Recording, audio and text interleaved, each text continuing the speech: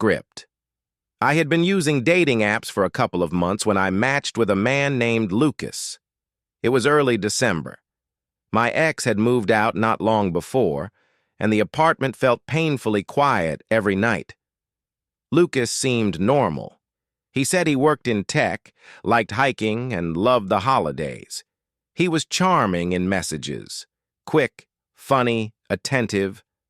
After about a week of talking, he offered to come over and help me decorate for Christmas. I told him I hadn't felt very festive lately. He said he'd bring lights and pizza.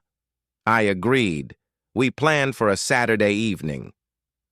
Around 8:30 p.m., the doorbell rang.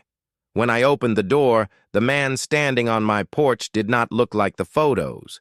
Same general build, but thinner, older. His smile didn't reach his eyes. He stared a little too long. He laughed nervously and said he'd lost weight from work stress. Said his pictures were old. That explanation made sense. People do that all the time. So I let him in. The moment he stepped inside, the mood changed. He walked slowly, looking at everything. The walls, the hallway, the doors. He touched things as he talked, like he couldn't help himself. His voice didn't match the man I'd been messaging. Then he said something that made my chest tighten. "These buildings are great," he said casually. "Thick walls. You can't really hear much between apartments."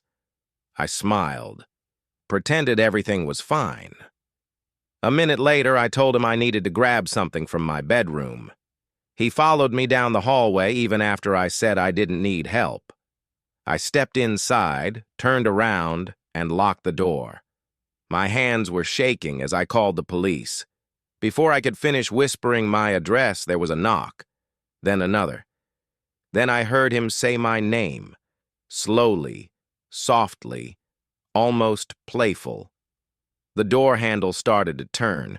The door shook as he slammed into it. I didn't wait. I climbed out the window and ran barefoot into the cold night, straight to my neighbor's apartment. She opened the door, saw my face, and pulled me inside without a word. When the police arrived, the man was gone. My apartment was destroyed. Drawers pulled out, cabinets open, and on my living room wall, written in something dark, was a message. "Merry Christmas, Nora." They never found him. That night brought back memories I try not to think about. I was 9 years old when Christmas stopped meaning anything to me. My mother and I lived in a freezing apartment after my parents divorced. The power barely worked. Food was scarce. Late one night, someone knocked on the door. A man's voice said he was Santa Claus. I didn't open it.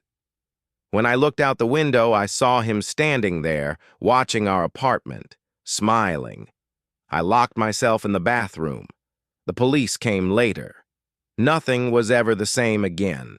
That case was never solved either.